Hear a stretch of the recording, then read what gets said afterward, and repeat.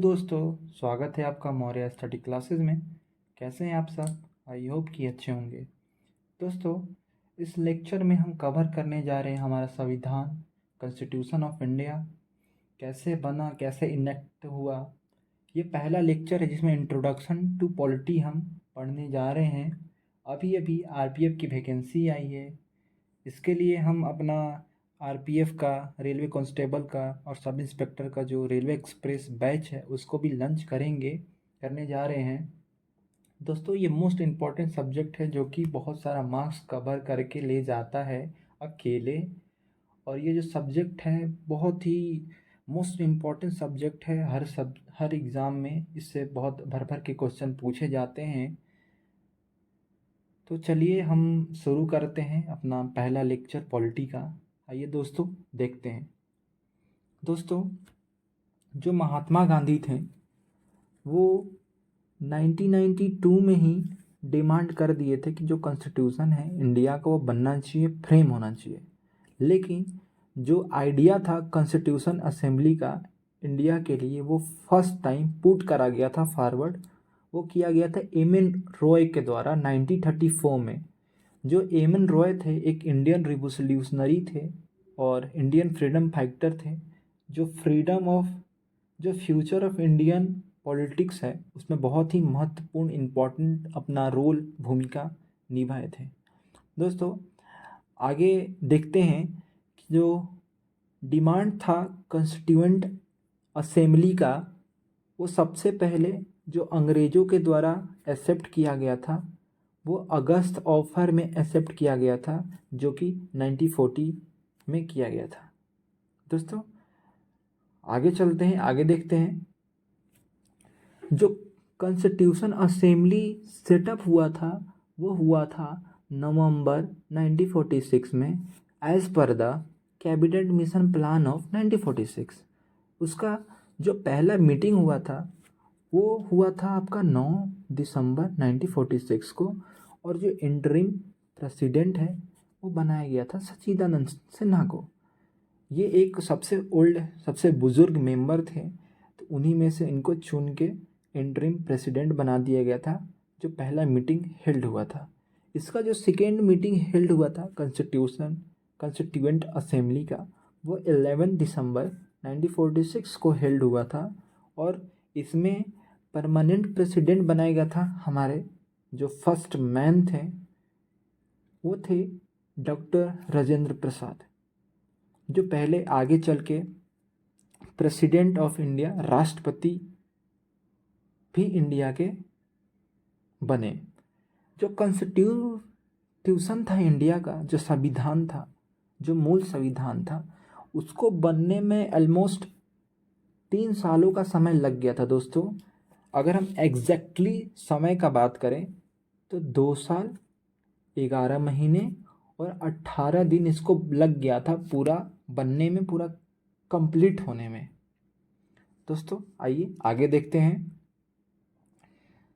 1935 में जो Indian national Congress है वो ऑफिशियली डिमांड कर दी थी कि कॉन्स्टिट्यूशन जो है इंडिया का बनना चाहिए, फ्रेम होना चाहिए। एक जो संविधान वो फ्रेम होना चाहिए इंडिया का। वो 1935 में ही कांग्रेस जो है, इंडियन नेशनल कांग्रेस, वो ऑफिशियली डिमांड कर दी थी। और ये भी दोस्तों आप याद रखिएगा कि 1938 में जो जवाहरलाल नेहरू हैं, एक one of the most famous politician and first prime minister रह चुके हैं इंडिया के। वो 1938 में वो ऑफिशियली ये कह चुके थे, बोल चुके थे, ऑफिशियली डिमांड कर चुके थे कि जो कॉन्स्टिट्यूएंट असेंबली है और जो कॉन्स्टिट्यूशन है, संविधान है, वो इंडिया का बनना चाहिए, इनेक्टमेंट होना चाहिए उसका, और फ्रेम होना चाहिए।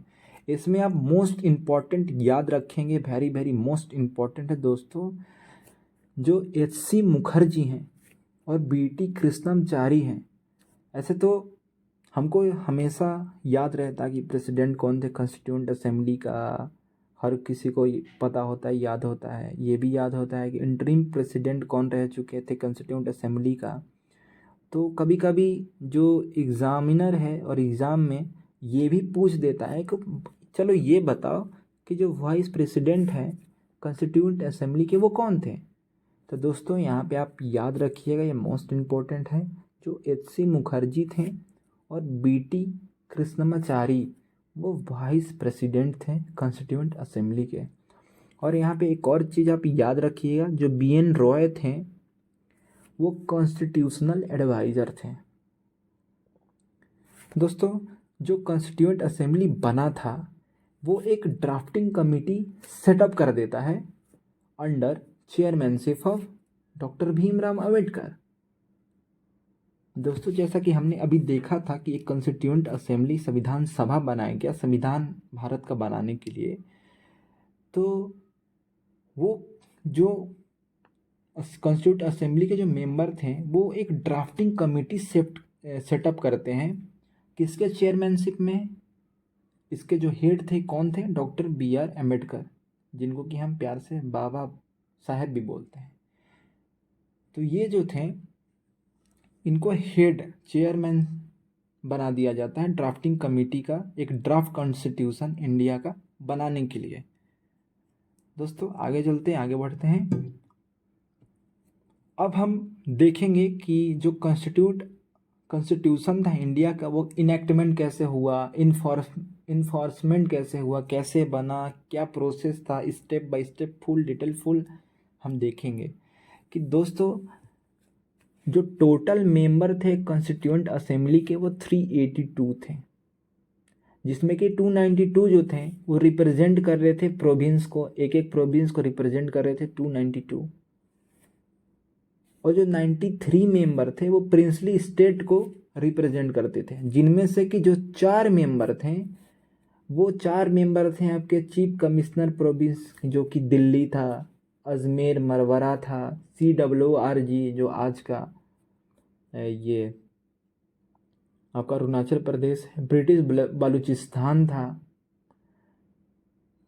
जिसमें से कि 382 मेंबर जो थे वो टोटल मेंबर थे। लेकिन पार्टीशन के बाद जब पार्टीशन हुआ, इंडिया और पाकिस्तान दो देश के रूप में फॉर्म हुआ, तो उसके बाद जो मेंबर बचे वो सिर्फ इसमें से 299 मेंबर बने, जिसमें से कि दोस्तों जो एक्चुअली 284 मेंबर थे वो एक्चुअली कॉन्स्टिट्यूशन को साइन करे थे कि हाँ एक कॉन्स्टिट्यूशन, एक संविधान इंडिया का बनना चाहिए। अब चलिए दोस्तों हम देखते हैं कि जो कॉन्स्टिट्यूशन है, ये सब तो बातें हो गई, आप सब जान गए, जानते भी होंगे, लेकिन जो कॉन्स्टिट्यूशन ऑफ इंडिया जो था वो कब फोर्स में आया था, वो कब लागू हुआ था। तो दोस्तों जो कॉन्स्टिट्यूशन ऑफ इंडिया है, जो भारत का संविधान है, वो 26 जनवरी 1950 को लागू हो गया था। हम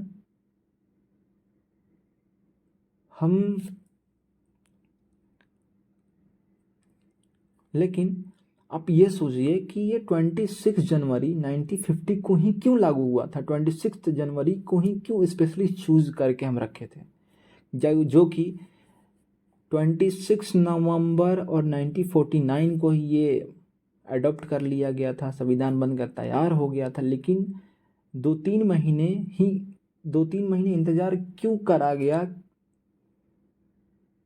कि जो कॉन्स्टिट्यूशन ऑफ इंडिया है, जो भारतीय संविधान है, वो 26 जनवरी 1950 को ही लागू किया। जो हमारे जो कॉन्स्टिट्यूशन मेकर थे, जो हेड थे, जो मेंबर्स थे उस कमेटी के, वो इसी डेट को इसलिए चूज करे थे दोस्तों, क्योंकि जो 1930 में 26 जनवरी 1930 को याद करिए पूर्ण स्वराज और कंप्लीट इंडिपेंडेंस डे सेलिब्रेट किया गया था पूरे देश में। इंडियन नेशनल कांग्रेस और जवाहरलाल नेहरू के द्वारा पूर्ण स्वराज और कंप्लीट इंडिपेंडेंस डे उस दिन सेलिब्रेट किया गया था 1930 में।